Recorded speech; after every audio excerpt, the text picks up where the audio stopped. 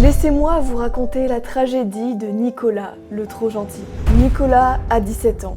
Il est au lycée où il a de bonnes notes. En septembre, c'est la rentrée. C'est là qu'une nouvelle fille entre dans sa classe. Elle s'appelle Charlotte. Immédiatement, il tombe sous son charme. C'est le coup de foudre. Alors, Nicolas va parler à Charlotte et l'invite à un rencard. Et là, elle lui répond: c'est très gentil de ta part, et je suis même flattée que tu sois intéressé par moi. Mais je suis désolée, tu n'es pas mon genre. Tu es un garçon très gentil, donc je n'ai aucun doute qu'un jour tu trouveras la fille qu'il te faut. Nicolas est déçu, mais il ne se décourage pas. Comme il n'arrive pas à sortir Charlotte de sa tête, il devient son ami. Il se dit qu'à force de la fréquenter, elle se rendra compte que c'est vraiment un mec bien. Et une fois qu'elle aura vu sa vraie valeur, elle tombera sous son charme. À 25 ans, Nicolas est devenu le confident de Charlotte. Le soir, elle l'appelle pour lui déverser ses problèmes pendant des heures, parfois jusqu'aux premières lueurs du matin. Elle se plaint de son copain qui la traite mal ou de ses ex qui ne la rappellent plus. Avant de raccrocher, elle dit à Nicolas: je suis très heureuse que tu sois dans ma vie.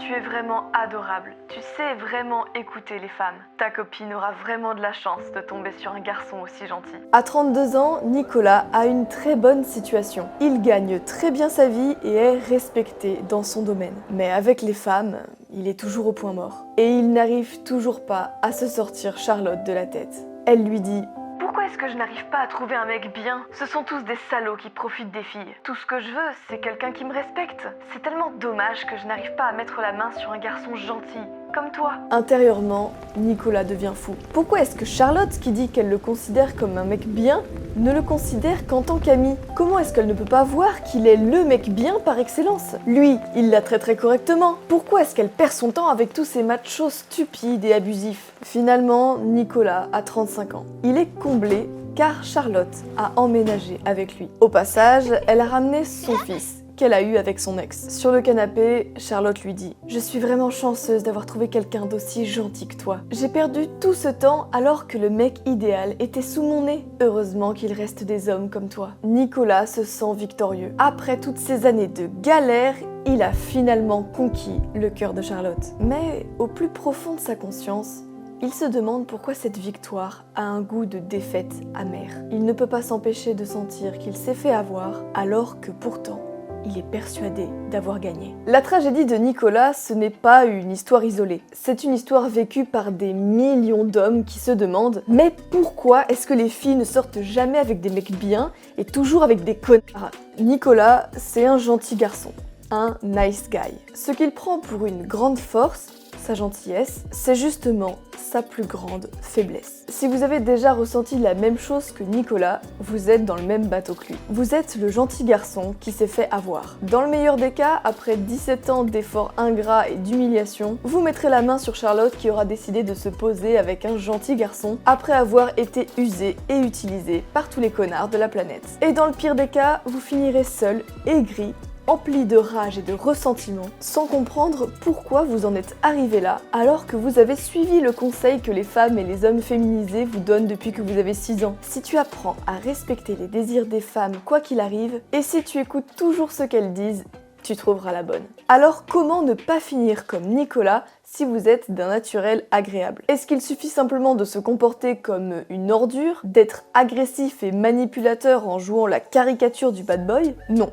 Il existe une troisième voie entre nice guy et fuckboy immature. Mais pour découvrir cette troisième option, il faut maîtriser le bug mental de la psychologie féminine qui est à l'origine de la malédiction de tous les gentils garçons. Le problème principal du gentil garçon, c'est qu'il est bloqué devant une énigme qu'il n'arrive pas à résoudre. Cette énigme, c'est le paradoxe féminin du gentil garçon. On peut résumer ce paradoxe ainsi: les femmes disent tout le temps qu'elles veulent des mecs bien, mais elles ne les choisissent jamais. Le mec bien a beau retourner le problème dans tous les sens, impossible de trouver la réponse. Il ne comprend pas. Frustré, il finit par se dire que les femmes sont irrationnelles et illogiques. Mais il se trompe. Il y a 3 raisons tout à fait rationnelles qui expliquent cette contradiction apparente. Première raison, toutes les femmes sont schizophrènes. Je ne veux pas dire que l'intégralité de la gente féminine est bonne pour l'asile. Quand je dis schizophrène, je veux dire que toutes les femmes sont tiraillées entre 2 désirs qui sont souvent incompatibles. C'est ce qu'on pourrait appeler la dualité de l'hypergamie. Si vous ignorez ce qu'est l'hypergamie, je vous conseille vraiment d'aller regarder ma vidéo sur le sujet. C'est d'ailleurs la vidéo qui a eu le plus de vues de ma chaîne. De façon simplifiée, c'est la tendance universelle des femmes à rechercher l'homme qui sera à la fois le plus attirant possible et celui qui aura le meilleur statut social et économique. C'est pour ça que je parle de dualité de l'hypergamie. Parce que ce désir veut atteindre deux choses différentes. D'un côté, une femme a tendance à être attirée par un homme qui va être le plus désirable sexuellement, car c'est un marqueur de bonne qualité génétique, mais en même temps, elle veut de la sécurité économique et sociale. Elle veut en même temps deux choses contradictoires. Le beau gosse alpha qui fait du surf et qui a des chances d'être un connard, et le bon père de famille qui paie les factures et qui s'occupe des enfants, et qui lui a des chances d'être un nice guy. Dans le passé, ce choix était vite vu pour les femmes. Puisqu'elles n'avaient pas l'indépendance économique, elles donnaient la priorité à la sécurité économique. Question de survie. Et si l'homme qu'elles choisissaient ne les satisfaisait pas, c'était dommage, mais c'était quand même mieux que de mourir de faim. Victoire pour le nice guy. Mais aujourd'hui, les règles du jeu ont été inversées. Les femmes travaillent, sont surreprésentées à l'université, et elles peuvent être prises en charge par un État qui leur propose de nombreux services sociaux. Bref, la sécurité économique, elles l'ont déjà. Le nice guy ne leur sert plus à rien, sauf peut-être quand son ex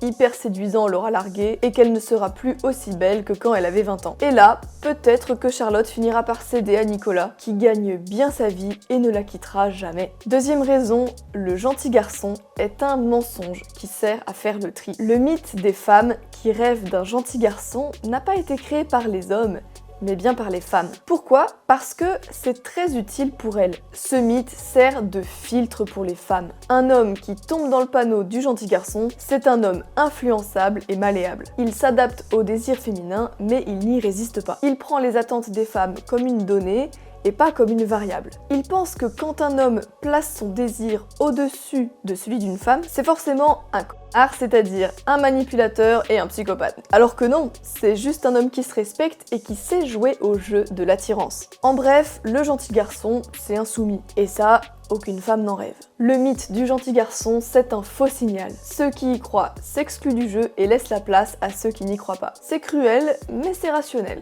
Troisième raison, ce qui est rare est précieux. Pourquoi les femmes gravitent vers les connards ? La dernière raison est plus simple. Et pour la comprendre, il suffit de se mettre à la place de la fille. Toute la journée, elle est inondée de messages de simp qui la couvrent de compliments et se mettent à plat ventre. Même si elle aime l'attention, au bout d'un moment ça devient ennuyeux, voire même pénible. Et là, un type assertif, un peu macho et un chouïa agressif arrive. Il a une qualité que tous les autres n'ont pas.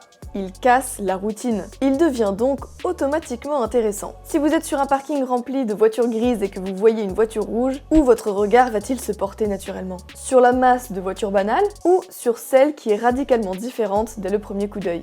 Alors bien sûr, être différent de tous les gentils garçons, ça ne fait pas tout. Même si c'est déjà une excellente façon de faire mieux que la masse des simps. Il faut être différent de la bonne façon. Quand elle parle de son ex, le connard coupe court à la conversation. Quand elle s'attend à recevoir un cadeau ou à se faire offrir un verre, il va lui offrir, mais pas gratuitement. Il va lui demander qu'elle lui donne quelque chose en échange, de l'attention, une faveur ou n'importe quoi. En fait, il joue avec elle. Et ça, c'est au fond ce qu'une femme recherche. Son pire ennemi, c'est l'ennui. Vous avez désormais la réponse à la question que tous les gentils garçons se posent. Vous savez pourquoi elles recherchent un connard. D'accord, mais maintenant comment faire ? Quand ils prennent conscience de la situation, les gentils garçons tombent dans deux pièges différents. Soit ils cherchent à se transformer en mecs assertifs, quitte à devenir de vrais connards abusifs, manipulateurs, voire violents, soit ils se résignent à rester gentils parce qu'ils ne veulent pas se forcer à devenir ce qu'ils ne sont pas. Pourtant, il existe une troisième possibilité. Quand on parle de connards ou de mecs gentils, il ne faut pas voir ça comme des catégories binaires, noir ou blanc. Personne n'est à 100% l'un ou 100% l'autre. Ce sont des extrêmes. En fait, il faut plutôt voir ça comme un continuum ou un spectre de couleurs. Tous les hommes ont une part de connards ou de mecs gentils en eux. À notre époque, les hommes gravitent vers le côté gentil parce qu'ils pensent que c'est une bonne stratégie. Ce n'est pas de leur faute. Que ce soit leur famille, les médias ou les séries Netflix, tout le monde explique aux hommes qu'à la fin, c'est le gentil garçon qui gagne. Mais dans la réalité, comme le dit le proverbe anglais, nice guys finish last. Les gentils garçons finissent dernier. D'ailleurs, petite parenthèse, cette erreur, c'est une des premières choses que j'apprends aux hommes actuels à corriger sur mon espace privé Conquête de valeurs. Pour savoir comment faire pour passer de gentil garçon à homme charmeur et dominant, cliquez sur le lien en description pour tout savoir sur ma communauté privée où vous apprendrez les mécanismes secrets de l'attirance pour conquérir et garder une femme de haute valeur. Fin de la parenthèse. Alors, que faire? Je vous rassure, pas la peine de devenir une caricature de mec misogyne violent ou de manipulateur pervers. Arrêtez simplement de graviter vers l'extrémité gentil garçon et commencez à naviguer dans l'autre sens. La première étape pour sortir de la prison de la gentillesse, c'est de changer votre état d'esprit. Soyez assertif plutôt que de toujours chercher à lui faire plaisir. Traitez-la comme une star et elle vous traitera comme un fan. Soyez plaisant et charmeur, mais ne soyez pas un paillasson. Ne voyez pas la séduction comme un échange rationnel, mais plutôt comme une danse ou un jeu. La séduction n'est pas une science, mais un art. Ne partez pas du principe que vous avez un besoin vital de contact féminin parce que ça va se voir. Et rien n'est plus repoussant qu'un homme qui transpire la misère.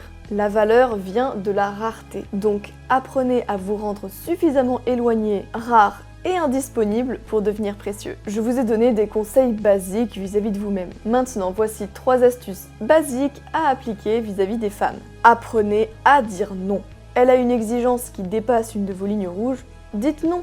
Tout simplement. Soit elle vous respectera pour votre capacité à vous faire respecter, soit elle est incompatible avec vous car trop différente. Ne vous fermez aucune option. Les nice guys font souvent la même erreur. Dès qu'une fille leur donne la moindre attention, ils tombent directement amoureux et deviennent obsessionnels. Ils sont prêts à tout sacrifier sur une fille, donc elle a un pouvoir total sur eux. Ne tombez pas dans le piège de celui qui sera obsédé par celle qui sera la bonne. Tentez le rapprochement avec plusieurs filles et regardez celle avec qui ça ira le plus loin. Tant que vous n'êtes pas sûr de pouvoir conquérir l'une d'entre elles, ne sacrifiez pas vos options. Et ne culpabilisez pas, dites-vous que toutes les filles fonctionnent comme ça avec les hommes. Cultivez votre bonté et utilisez-la avec parcimonie. Les nice guys pensent que la gentillesse, c'est comme de l'argent. S'ils en donnent beaucoup, ils obtiendront beaucoup en échange. Et comme ça ne marche pas comme ça, ils ont l'impression de se faire arnaquer et exploiter. Résultat, ils deviennent aigris et utilisent la gentillesse comme une technique de manipulation. Au final, ils deviennent les connards qu'ils détestent tant, mais avec une différence, ils n'arrivent pas à séduire. À la place, voyez votre gentillesse comme un cadeau rare et précieux, que vous avez le plaisir d'offrir à quelqu'un qui le mérite. Pour être apprécié, valorisé et aimé par les femmes, il faut leur faire craindre de perdre un homme de qualité. Peu importe la valeur réelle de l'homme que vous êtes réellement, ce qui compte, c'est l'image que vous renvoyez. Le risque de perte est le moteur de leur imagination. Or, l'imagination, c'est le moteur du désir féminin. Si vous êtes un nice guy, c'est dur à avaler, mais c'est la vérité. Au moment de la séduction, les femmes n'accordent pas de valeur à la gentillesse et à la compassion des hommes. Elles ne récompensent que ceux qui satisfont leur hypergamie. Ce n'est pas de la manipulation consciente de leur part, c'est juste leur programmation. Les hommes voudraient être des chevaliers blancs romantiques qui suivent les règles de séduction de l'ancien monde. Mais au XXIe siècle, une femme ne recherche pas un chevalier blanc, car elle n'en a pas besoin. Elle préfère un homme rare, mystérieux et imprévisible qui lui fera vivre des sensations fortes. Elle veut un charmeur dominant et aussi un dominateur charmant.